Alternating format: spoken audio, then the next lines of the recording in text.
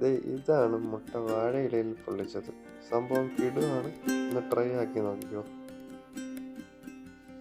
ഇത് തയ്യാറാക്കാനായിട്ട് നമ്മളിവിടെ ഒരു 5 കഷ്ണം ചെറിയുള്ളി എടുത്തിട്ടുണ്ട്, 2 വറ്റൽമുളക്, 2 പച്ചമുളക്, പിന്നെ കുറച്ച് കറിവേപ്പില, പിന്നെ കുറച്ച് തേങ്ങാപ്പീരയും കൂടെ എടുത്തിട്ടുണ്ട്. ഇതെല്ലാം ഒരു ബോളിലിട്ട് നമുക്ക് നന്നായിട്ടൊന്ന് മിക്സ് ചെയ്തെടുക്കാം. നമ്മൾ തേങ്ങാപ്പീരയും ഈ അരിഞ്ഞ് വെച്ചിരിക്കുന്ന ചെറിയുള്ളിയും എല്ലാം കൂടെ ഒന്ന് ബോളിലിട്ട് അതിൽ കുറച്ച് പഞ്ചസാരയും ആഡ് ചെയ്ത് നന്നായി ഒന്ന് മിക്സ് ചെയ്തെടുക്കണം. ഇതിലേക്ക് നമുക്ക് 2 മുട്ടയും കൂടി ചേർത്ത് കൊടുക്കാം.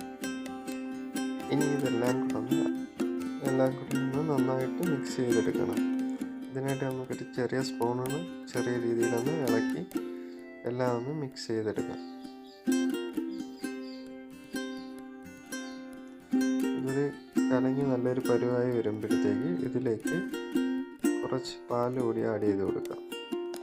ഇതിനായിട്ട് നമ്മൾ കുറച്ച് പാൽ ഇതിലേക്ക് ചേർത്ത് കൊടുക്കുന്നുണ്ട്.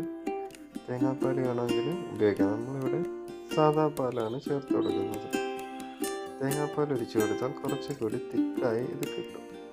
ഇനി നമുക്ക് ചട്ടി വെച്ച് ഇതൊന്ന് പൊള്ളിച്ചെടുക്കാം. അതിനായിട്ട് നമ്മൾ വാഴയിലേന്ന് വാട്ടിയെടുക്കാം. അതിലോട്ട് കുറച്ച് വെളിച്ചെണ്ണ ചൂടായതിന് ശേഷം ഒഴിച്ചു കൊടുക്കാം. ഇനി ഇതിലേക്ക് നമ്മൾ മിക്സ് ചെയ്ത് വെച്ചിരിക്കുന്ന മുട്ട നമുക്ക് ഒഴിച്ചു കൊടുക്കാം. ലോ ഫ്ലെയിമിൽ ഇനി ഇതൊരു 10 മിനിറ്റ് കുക്ക് ചെയ്തെടുക്കാം. അടച്ചു വെക്കാം. 10 മിനിറ്റ് കഴിഞ്ഞ് നമുക്കൊന്ന് ഇതൊന്ന് തുറന്ന് നോക്കാം.